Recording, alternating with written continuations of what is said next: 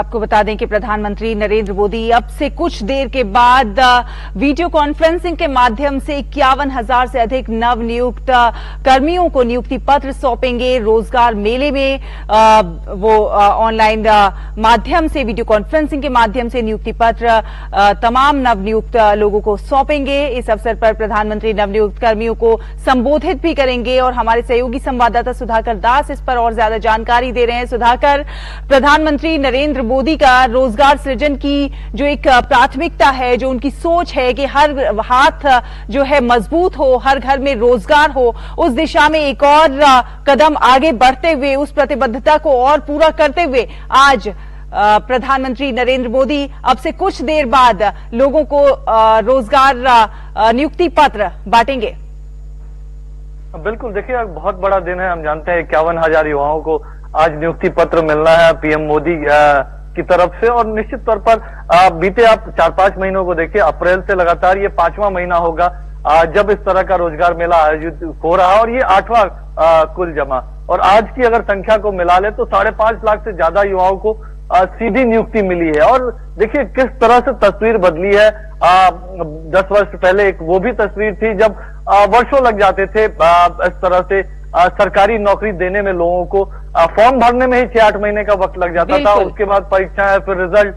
लेकिन आज 6 महीने के भीतर युवाओं को नियुक्ति मिल रही है। तो किस तरह का बदलाव देश में आया है। देश में जो एक तरक्की का दौर देश देख रहा है। आज जब दुनिया की हम 5वीं सबसे बड़ी अर्थव्यवस्था है और 3री सबसे बड़ी अर्थव्यवस्था बनने की तरफ तेजी से आगे बढ़ रहे हैं, तो किस तरह के अवसर देश में पैदा हो रहे हैं। और खास तौर से जो आज पीएम मोदी का ध्यान एज ऑफ लिविंग पर है, लोगों की जिंदगी किस तरह से बदले उस तरफ जो ध्यान है, उसमें सरकारी सेवकों का एक बहुत महत्वपूर्ण योगदान है।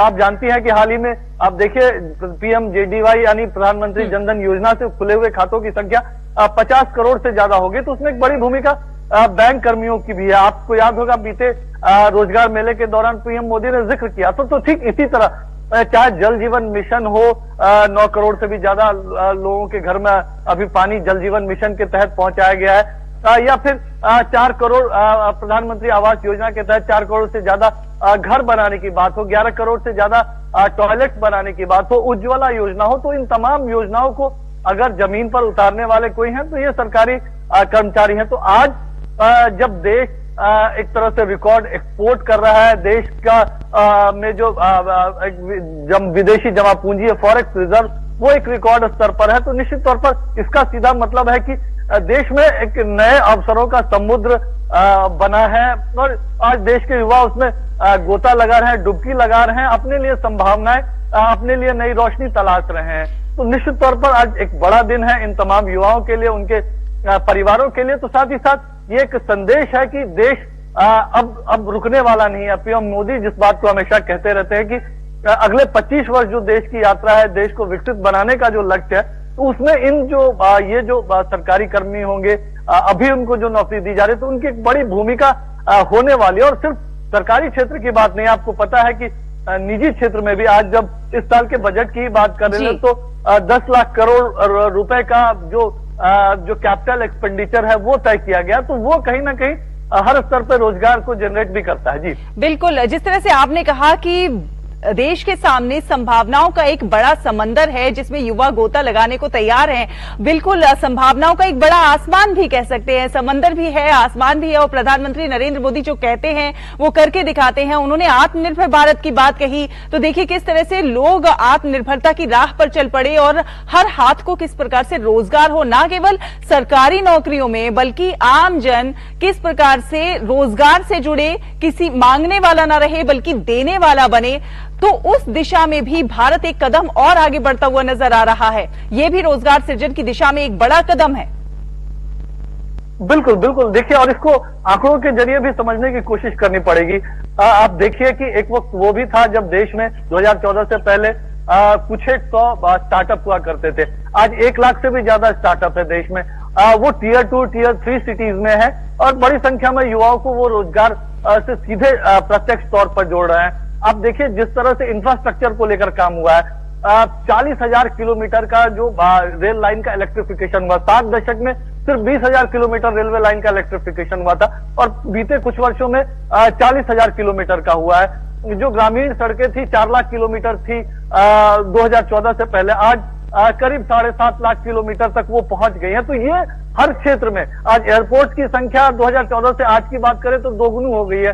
73-74 एयरपोर्ट से आज 150 एयरपोर्ट है। तो अगर कई सड़कें बन रही हैं, एयरपोर्ट बन रहे हैं, नए रेलवे लाइन बिछाए जा रहे हैं, नए पोर्ट्स बन रहे हैं, तो रोजगार की जरूरत होती है, उसके लिए सामान की जरूरत होती है, उसके लिए उत्पादन करने वाले फैक्ट्रीज की जरूरत होती है।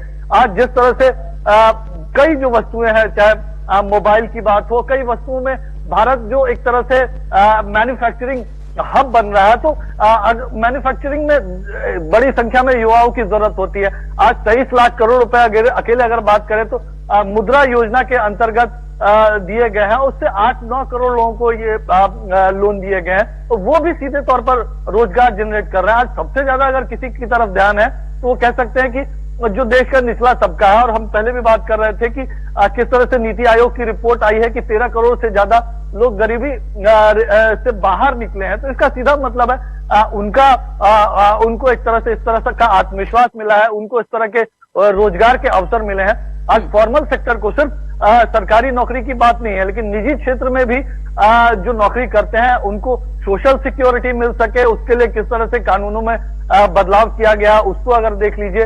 आज जो फॉर्मलाइजेशन ऑफ जॉब है, ज्यादा से ज्यादा लोगों को ईपीएफओ के दायरे में लाया गया है, तो उसकी संख्या किस तरह से हर महीने बदल रही है, उसको देख लीजिए। आज जो देश दुनिया का एक तरह से इन्वेस्टमेंट डेस्टिनेशन बन रहा है, आज दुनिया का हर एक बड़ा बिजनेस ग्रुप है आज भारत के साथ उद्योग करना चाहता है, तो उसकी बात देख लीजिए। और जिस तरह से जो एक वक्त में रेड टेप को रेड कारपेट बनाया गया बिजनेस के लिए, आज जो स्पेस का क्षेत्र, हाल ही में हमने देखा चंद्रयान 3 ने किस तरह से दुनिया चंद्रमा के दक्षिणी हिस्से में जहां आज तक कोई नहीं गया था वहां पहुंचा, और उसको एक तरह से पूरी दुनिया में मानवीय इतिहास की एक तरह से एक बड़ी सफलताओं के तौर पर देखा गया। तो आज स्पेस सेक्टर का जो उसको निजी क्षेत्र के लिए जो खोला गया है, अब ड्रोन का सेक्टर देख लीजिए, तो एक जो परंपरागत क्षेत्र तो एक तरफ है ही, दूसरी तरफ जो देश को आधुनिकता की तरफ ले जाए उन क्षेत्रों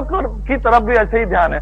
तो आज जब गरीब की अगर बात कर ली जाए तो उसके ईज ऑफ लिविंग पर सबसे ज्यादा ध्यान है।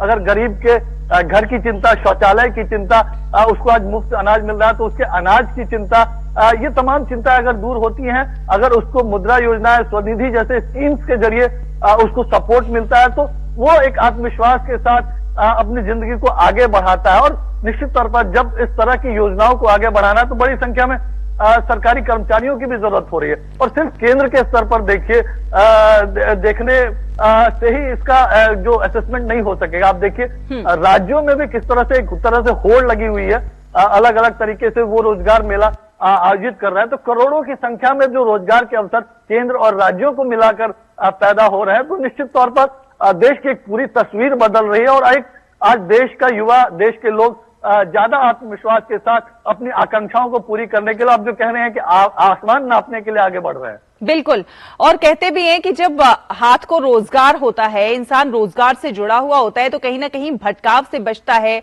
गलत चीजों से बचता है, और कहीं ना कहीं विकास की दिशा में और आगे बढ़ता है, आत्मविश्वास से भरता है और देश को कहीं और आगे लेकर जाता है। बिल्कुल, देखिए आप पीएम मोदी जिक्र भी कर रहे थे कुछ दिनों पहले, आप देखिए 2014 के आसपास जो ऑटो सेक्टर है, ऑटो सेक्टर एक तरह से किस तरह से कोई देश प्रगति कर रहा है उसके पैमाने को आंकने का जरिया होता है। वो 5 लाख करोड़ रुपए का था जब पीएम मोदी प्रधानमंत्री बने थे, आज वो 12 लाख करोड़ रुपए का बन गया है। आज जिस तरह से देश में सिर्फ ऑटोमोबाइल की खपत नहीं बढ़ी है, बल्कि आज ऑटो एक्सपोर्ट में भारत दुनिया के टॉप मोस्ट कंट्रीज में शुमार हो रहा है। आज एग्रीकल्चर एक्सपोर्ट्स की बात की जाए तो पहली बार भारत दुनिया के टॉप 10 कंट्रीज में शुमार हुआ है। मिलेट्स के जरिए किस तरह से एक पूरी जो किसानों की जिंदगी बदलने की कोशिश की जा रही है, किस तरह से एक जो सपोर्ट सिस्टम है, आज खेती किसानी को भी किसान फायदे का धंधा समझ रहे हैं, क्योंकि जिस तरह से मिनिमम सपोर्ट प्राइस बढ़ाया जा रहा है, जो तमाम चीजों को लेकर, तमाम कृषि उत्पादों को लेकर, तो निश्चित तौर पर हर स्तर पर ये तमाम चीजें देखने। आज PLI स्कीम्स हर क्षेत्र में, चाहे फार्मास्यूटिकल्स के क्षेत्र हो, मैन्युफैक्चरिंग के डिफरेंट सेक्टर्स हो, API हो, तो किस तरह से PLI इलेक्ट्रॉनिक गुड्स हो, PLI मदद कर रहा है।